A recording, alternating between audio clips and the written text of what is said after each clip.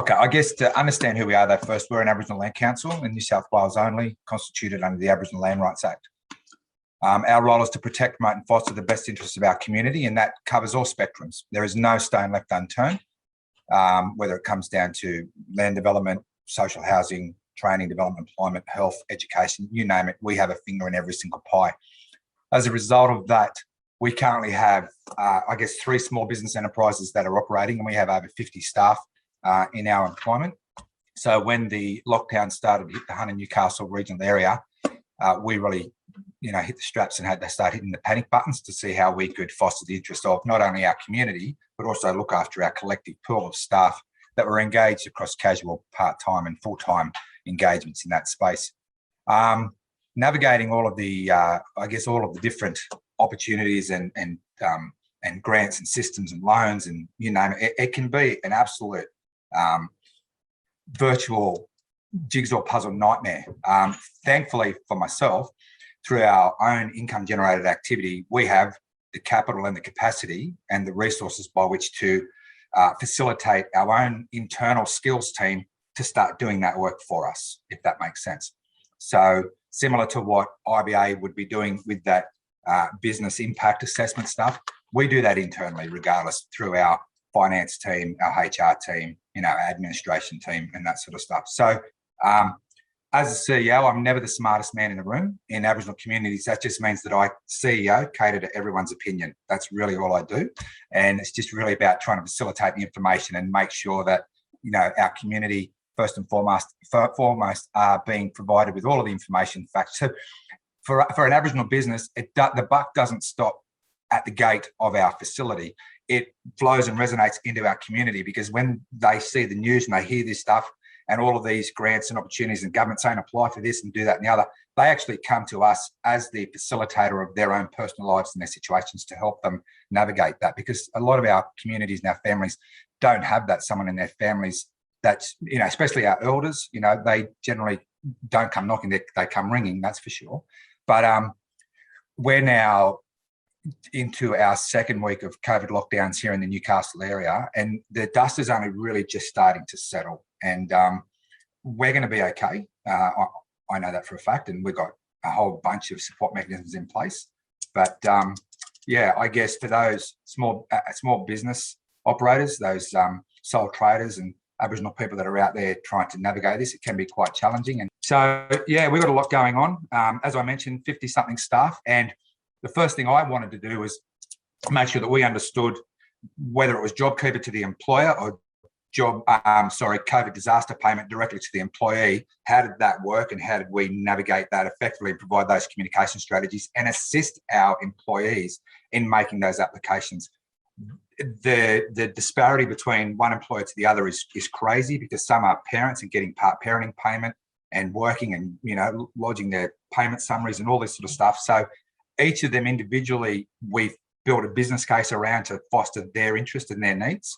And right now, only today, it's wages day today, I only have 1 staff member out of 52, but I'm on the phone with today just helping them navigate the final stages of making sure that they're going to be okay. And if they hit a brick wall and they have to hit the crisis button, then as a community, we'll step up and provide them with the resources that they need to keep them afloat, to make sure that nobody's left behind.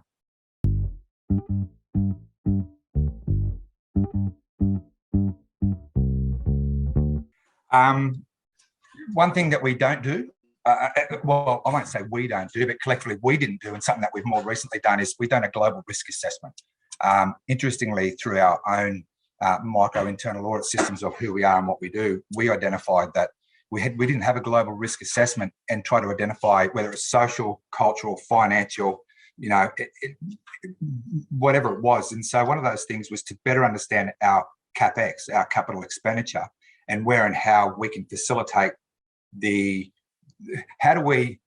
where is our primary incomes coming from, and what are the percentages, and what is that fostering, what are the expense line, and what is priority, what is discretionary and what is non-discretionary, and just trying to divvy all of that up to appreciate and understand that in a time of lockdown right now, our key priority is maintaining our employees, because the costs and the expenses in trying to re-recruit and go through a whole new re-establishment, rebuilding process is so much more costly to the organisation and it's not viable than it is to look after our employees. So we're fostering their needs and interests to keep them collectively. They might be getting COVID disaster payment, and that might not be any of my business to some respect, but they are still part of the team and part of the work family. And so whilst they're communicating those payments and what they're doing in that space, it's important that they understand that there is still that added responsibility to maintain that collective working family community type environment and stay actively engaged, so that when we hit the ground running and business just takes off. One of the things that we identified, we're running all of these businesses, but no business in our opinion is successful if it leaves our community behind. So we've got a corporate governance, and that's the culture of doing business. And we've also got a cultural governance, and that's the culture of looking after people. And in our opinion, people first.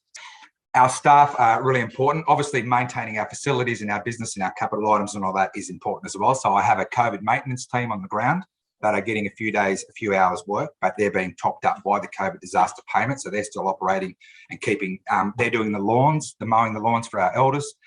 We've also have so priority are employees and community, and then our assets. So people before place, even over buildings. People are more important than buildings. So we have although my staff are receiving the COVID disaster payment, we actually have a phone bank that is occurring right now. And I've got about 10 of my staff that are operating on our community members contact list, and they're ringing our elders, they're ringing our families and checking sure that they're okay and keeping them updated with communications and fact sheets and, and obviously tips. And the reality is, so we're looking after our community through our COVID phone banking, which is about a support mechanism and counselling.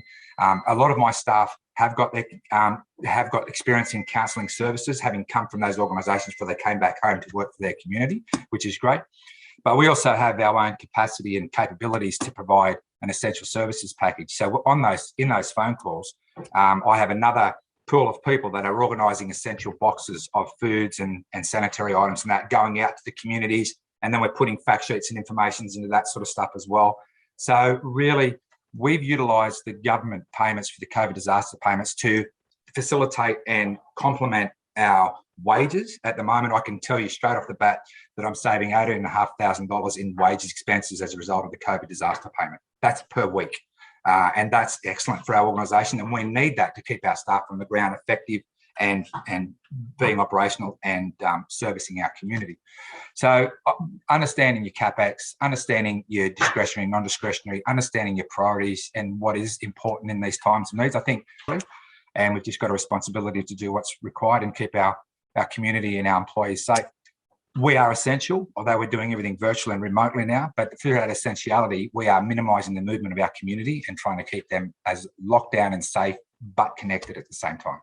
COVID has allowed us to step back and take a breath, really look at our business. And in fact, we're going to hit the ground bigger and faster than we closed down, because we're already now making new investments. We're looking at new business development opportunities. And it's just, honestly, I can't keep up.